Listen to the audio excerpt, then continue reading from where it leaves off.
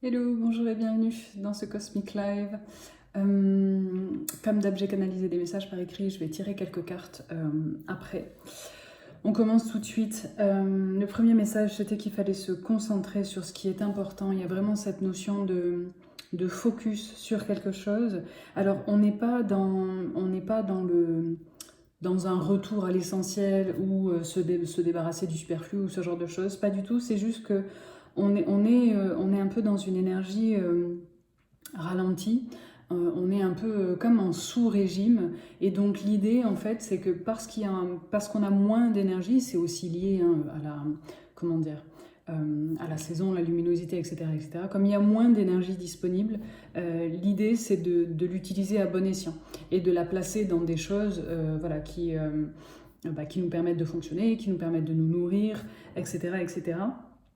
Donc concrètement, au quotidien, ça peut être le fait de choisir les tâches qu'on a à faire sur sa to-do, sur sa to-do du jour, mais de manière aussi plus générale. Hein. Voilà, et encore une fois, hein, c'est pas qu'est-ce qui est essentiel et qu'est-ce qui en fait ne vaut pas le coup. C'est plutôt qu'est-ce qui est prioritaire. Qu'est-ce que je dois vraiment faire là tout de suite. Qu'est-ce qui peut attendre un petit peu que l'énergie revienne. Idem par rapport aux gens, par rapport au fait de voir des gens, parce qu'être en lien avec les autres, forcément, il y a des échanges d'énergie. Et parfois, il y a comment dire, certains échanges qui peuvent un peu nous drainer et d'autres, à contrario, qui vont plutôt nous booster. Donc là, c'est pareil, l'idée, c'est pas de faire et pourtant, Dieu sait que je vous en parle souvent, de faire le tri. Mais là, c'est pas une question de tri. C'est-à-dire que c'est pas le fait de se dire, ouais, cette personne, elle me draine, donc je la vois plus. C'est plus. Là, tout de suite, là, en ce moment, je n'ai pas l'énergie pour ça. Je n'ai pas le temps de cerveau disponible pour ça. J'ai pas l'énergie pour ça. Ça va revenir, hein, mais c'est juste. Ça nous permet aussi. Ça nous permet aussi d'être plus à l'écoute de nos besoins, plus à l'écoute de nos ressentis. Parce que voilà, si je prends juste quelques instants pour voir, ouais, là en ce moment je suis un peu plombée, et ben je vais pas remplir mon agenda en fait avec des rendez-vous, des déj, des trucs, des machins. Je vais respecter cette énergie-là et je vais dire, bah ok, là pour l'instant backup, je me retire un petit peu et puis je reviendrai quand, voilà, quand ce sera un petit peu plus effervescent, on va dire. En deuxième point, pour la semaine qui arrive, il y a peut-être, on va peut-être être nombreux à être soulagés d'une manière ou d'une autre. J'ai noté, soit il y a des nouvelles qui tombent, alors a priori des bonnes nouvelles, ou voilà, en tout cas une nouvelle qui fait que la pression retombe. Peut-être qu'on attend des résultats. Quels qu'ils soient, voilà, et on va être soulagé. Ça peut être aussi par rapport à une discussion, un appel, un message qu'on reçoit. En tout cas, il y a quelque chose qui va nous parvenir et qui va nous soulager, quel que soit le domaine. Il y a vraiment cette idée d'une tension, d'une pression qui retombe. Et c'est parfois une pression ou une tension qu'on n'avait pas forcément identifiée. C'est-à-dire qu'on est, comment dire, on n'est pas nécessairement dans une situation où il y avait vraiment une épée de Damoclès, un truc. Ça peut être beaucoup plus subtil que ça. Mais en tout cas, voilà, s'il y a un truc qui, ouais, j'ai pas la sensation que. Alors, peut-être que pour certains, voilà, ce sera vraiment en mode épée de Damoclès, mais pour d'autres, je sais pas, j'ai plus l'impression que c'est un truc. Ouais, c'est un truc qu'on garde un peu en tâche de fond, qui nous plombe, mais ça nous empêche pas d'avancer. Mais là, quand même, voilà, on va sentir que quand cette nouvelle, ou en tout cas ce truc va arriver, qui va nous soulager, c'est là, en fait, qu'on va comprendre que, ah ouais, ça me plombait à ce point. Il y a un peu ce truc-là. Par rapport au pro, alors il peut y avoir de la frustration, euh, quelle que soit l'origine de cette frustration. Plusieurs choses. La première, c'est quoi qui te gêne exactement. C'est-à-dire qu'être frustré, ok, être vénère, ok, en vouloir à la terre entière, ok, mais why? C'est quoi qui te frustre à ce point?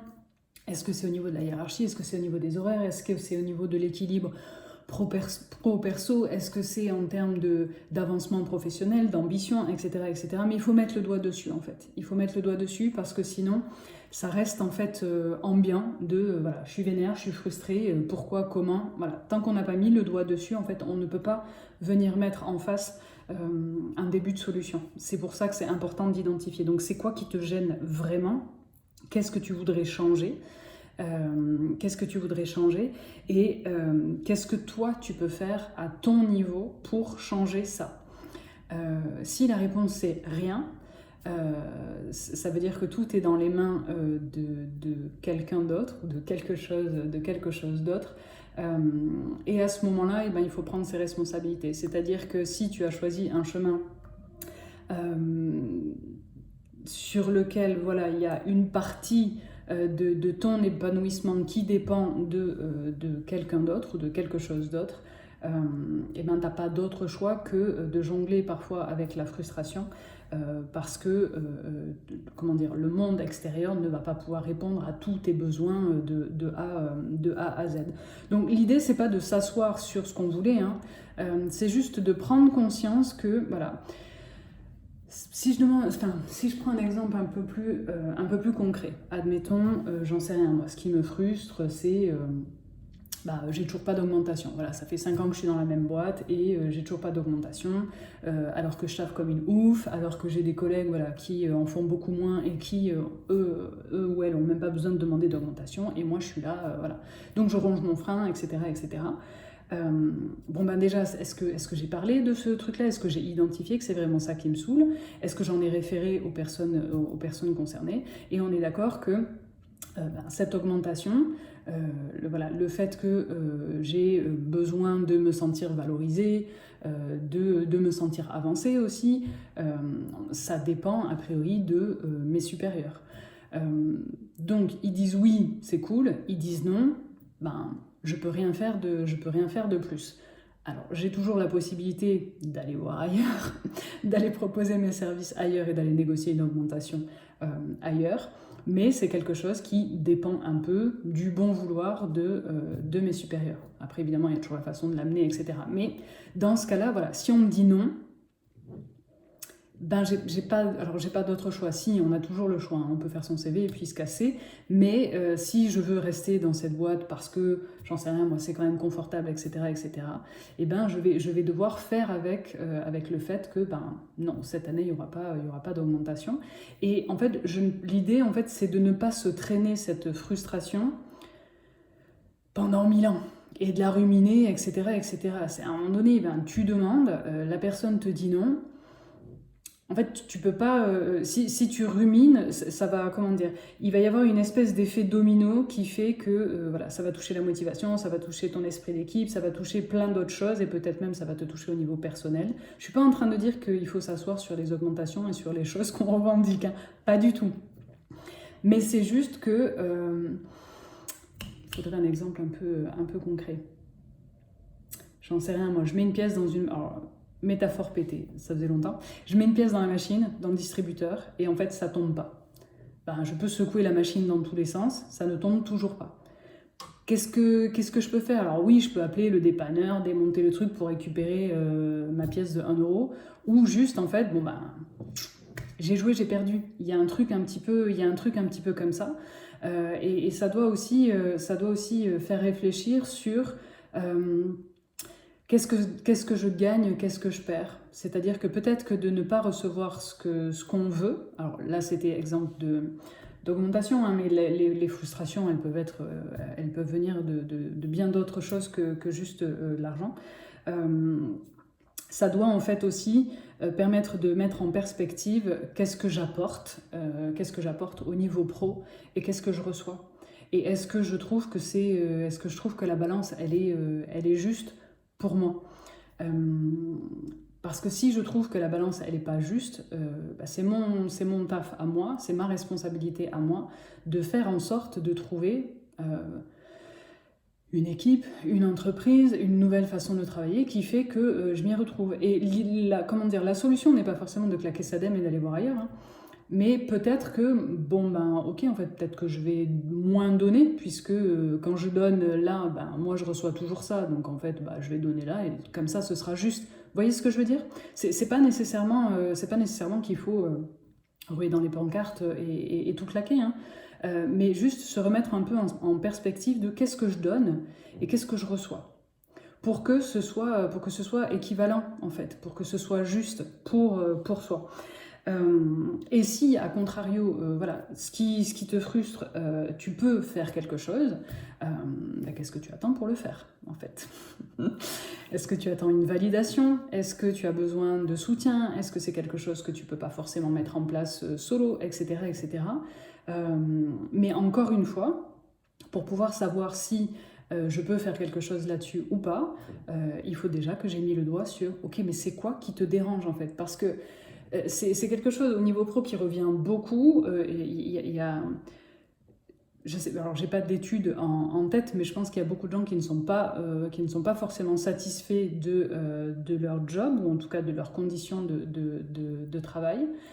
Mais quand on pose un peu la question de ok, c'est quoi en fait qui gêne, alors il y a ceux qui disent oui, non, mais il y a pire. Oui, ça veut pas dire que c'est bien pour autant. Et ça, c'est aussi une façon de ne pas écouter ses besoins et de mettre ça de côté, de ne pas prendre ses responsabilités. C'est-à-dire que si je me dis oui, il y a pire, dans l'absolu, il y a toujours pire, hein, ça c'est sûr. Mais c'est pas c'est pas une excuse, c'est pas une réponse en fait. Il y a pire, ok, mais qu'est-ce qui te dérange toi? Et tant qu'on n'a pas mis le doigt en fait là-dessus, comme je disais, on ne peut pas mettre une solution en fait en face, quelle que soit la solution. Donc en gros, n'attendez pas sur les autres, et prenez vos responsabilités. Il y a un truc un petit peu comme ça, sans jouer la carte de la morale ou ce genre de truc, hein. Mais c'est juste qu'à un moment donné, si j'attends de quelqu'un qui me nourrisse, il va me nourrir s'il a envie de me nourrir, ou il va me nourrir s'il a de quoi me nourrir dans son frigo. Donc peut-être que le plus simple, c'est que j'aille chercher ma nourriture toute seule. Il y a un truc un petit peu de cette idée-là. Au niveau sentimental, donc là on n'est pas au niveau relationnel, on est vraiment au niveau sentimental. Je poserai après des petites questions avec les cartes. J'ai noté qu'il faut y avoir un face-à-face. Alors un face-à-face, on n'est pas dans un face-à-face de combat, mais on n'est pas non plus dans un tête-à-tête romantique. C'est-à-dire on n'est pas dans un date, un truc où on va se regarder un peu les papillons dans les yeux, etc. etc. C'est plus un face-à-face. Il y a plus une notion un peu d'observation de l'autre. Alors, on n'est pas nécessairement sentimental, mais ça ne veut pas forcément dire qu'on est déjà en couple. On peut aussi tâter le terrain. On peut aussi un peu tâter le terrain, voilà. Mais il y a cette notion d'observation, observation des paroles, des actes. Est-ce que c'est cohérent, ce que tu me dis, ce que tu fais? On se teste et on se jauge. Donc il y a un truc un peu ouais, c'est vraiment de l'observation, et c'est pas du jugement, c'est de l'observation pour pouvoir peut-être recalibrer certaines choses, et aussi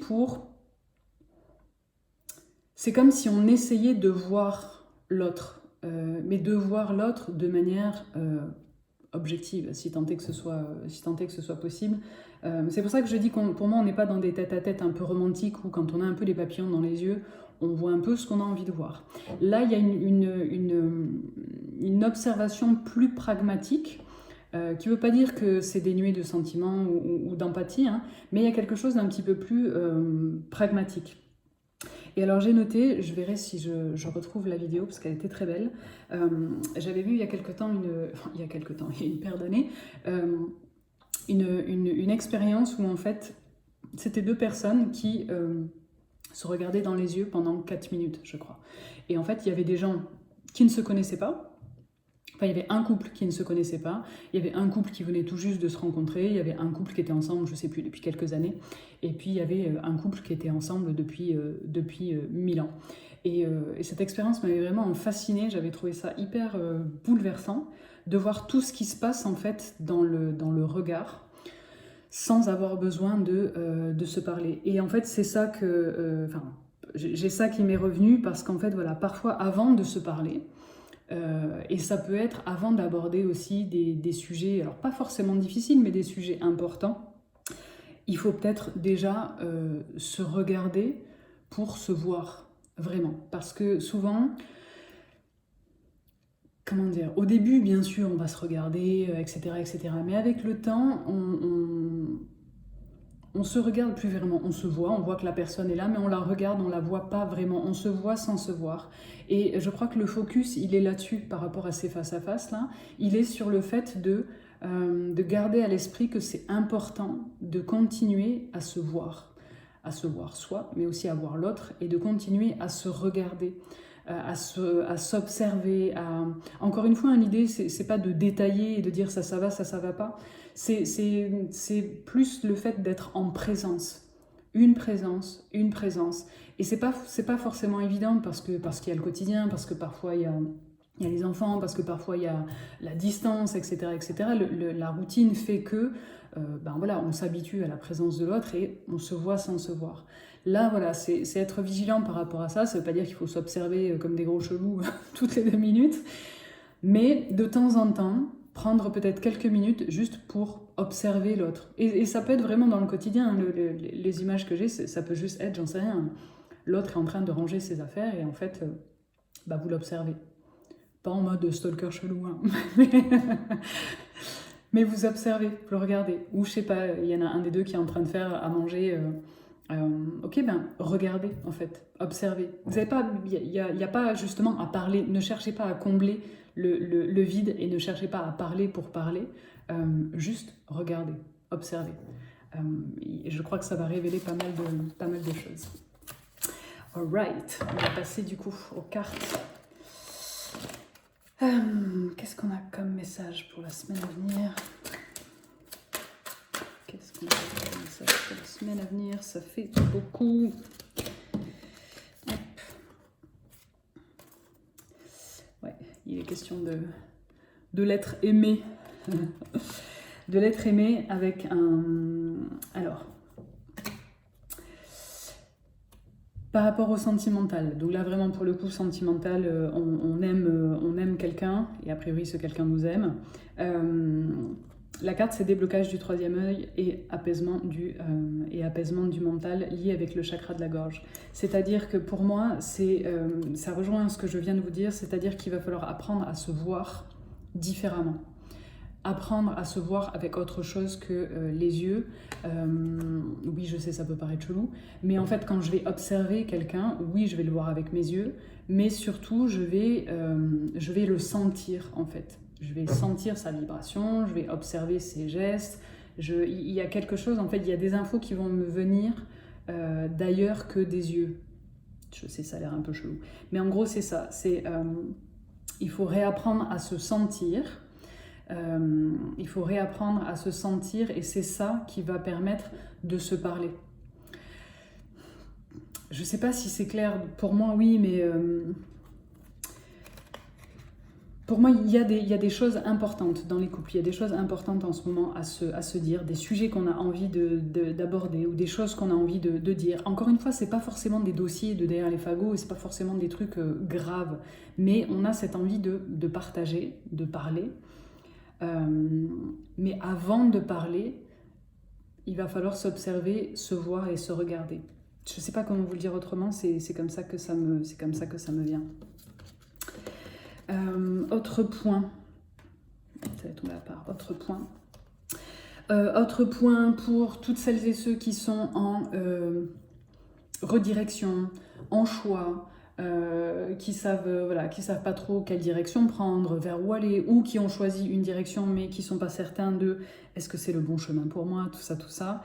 La réponse est oui, c'est go, c'est la carte, je l'aime bien, c'est Queen Bee, c'est la carte de la confiance.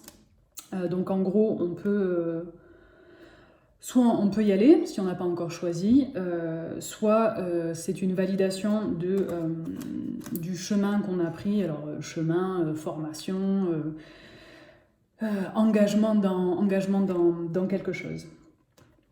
Il y aura peut-être un message à venir aujourd'hui. Donc je vous parlais d'une nouvelle qui arrive la semaine à venir. Voilà, peut-être que ce sera aujourd'hui, le jour où vous regardez la vidéo. Drôle quand même. Et ensuite, ok. Ensuite, il est question d'un ex, d'une ancienne relation. C'est quelqu'un avec qui on est. J'ai Kit Kat de doigts coupe-fin, pas du tout. Rupture, on est en rupture, donc on n'est plus avec cette personne, c'est vraiment un ex, c'est pas un truc de oui, non, peut-être, on sait pas où on a mal. Il y a une rupture avec, soit on est déjà en rupture avec cette personne, soit la rupture va se faire. Je vais y arriver, soit elle s'est déjà faite, soit elle va se faire, elle est imminente. Et c'est une, je le note, hein, c'est une grosse avancée karmique. Donc ça veut dire que c'est une bonne chose, cette rupture, même si sur le coup ça peut faire mal, on chèvre sa race, etc. etc. C'est une bonne chose, ok? C'est le dénouement. C'est le dénouement qui était attendu par votre âme par rapport à cette histoire-là. Il n'y a pas d'erreur, il n'y a pas de peut-être que si nanani nanana. Non, il y a cette rupture parce que c'était prévu comme ça. Et cette rupture qui est une grosse avancée karmique, c'est-à-dire que ça permet de rééquilibrer des choses qui ont été vécues dans le passé et dans potentiellement les vies passées. La résultante de ça, c'est la transformation. Okay, donc c'est une transformation qui peut être un peu, douloureuse, mais quelle transformation ne l'est pas. Mais c'est vraiment quelque chose qui...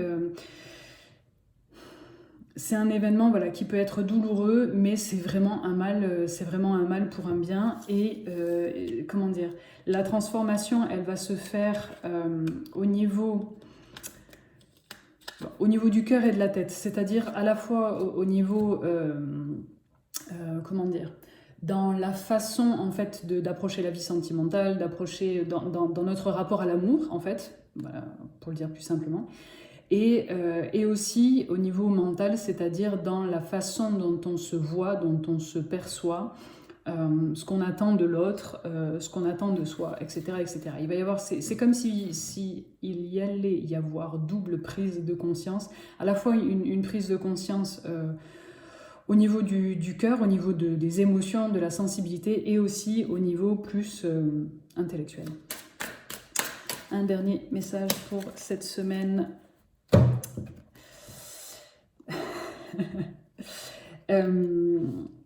Il peut y avoir des vagues de tristesse sur cette semaine en lien avec... alors, soit c'est une tristesse qui est en lien avec de la famille, des proches, quel que soit, voilà, il peut y avoir, je sais pas moi, des prises de tête, des pertes, peut-être des éloignements, des choses comme ça. Donc première interprétation, soit il peut y avoir une tristesse en lien avec la famille et les proches, mais du coup c'est une tristesse qui permet de se rapprocher de la famille et les proches. Et pour moi, c'est derrière famille et proches, j'entends aussi famille d'âme et famille d'âme, communauté, etc. etc. Qu'est-ce que je veux dire avec ça ?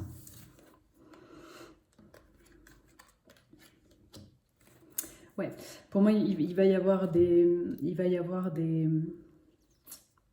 une forme de détachement. Cette tristesse, elle nous parle d'une forme de détachement, mais c'est un détachement qui va permettre à quelque chose d'autre d'arriver, d'émerger.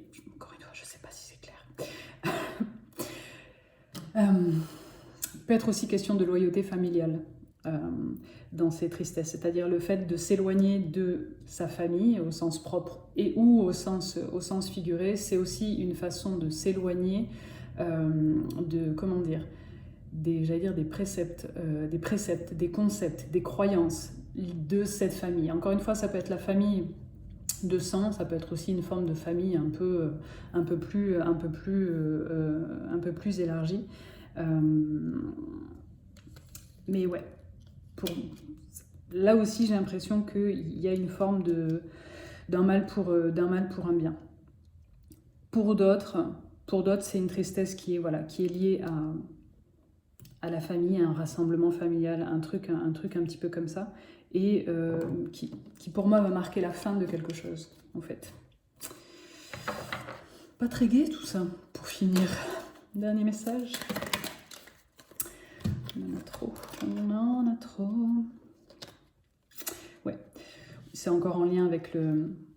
Alors pas forcément avec le sentimental d'ailleurs, par rapport à des gens qu'on aime, mais pas forcément de manière sentimentale. On peut être un peu en... Alors en conflit, on n'a pas non plus le couteau entre les dents, hein, mais il peut y avoir des choses voilà, qui nous frustrent aussi un petit peu parce que on attend des réponses ou on espère des réponses venant de cette personne-là et on les a pas forcément tout de suite. Il faut accepter qu'on ne fonctionne pas tous au même rythme et je sais que voilà, parfois on voudrait, enfin parfois, souvent, on aimerait bien avoir la réponse tout de suite, en particulier quand on est dans des liens comme ça, dans des liens d'amour avec des gens. On ne fonctionne pas tous à la même vitesse et il faut parfois respecter le tempo des uns et des autres. Ça ne veut pas dire qu'il y a un désintérêt, ça ne veut pas dire qu'on s'en fout, c'est juste que pas forcément à la même vitesse, donc il faut attendre un petit peu que, que les rythmes se synchronisent, que les montres se synchronisent. Voilà. J'espère que ça vous parlera et que ça vous accompagnera sur cette semaine. Si vous avez envie d'une guidance plus personnalisée, il y a toutes les infos en dessous de la vidéo. En attendant, prenez soin de vous. Je vous dis à la semaine prochaine. Ciao, ciao.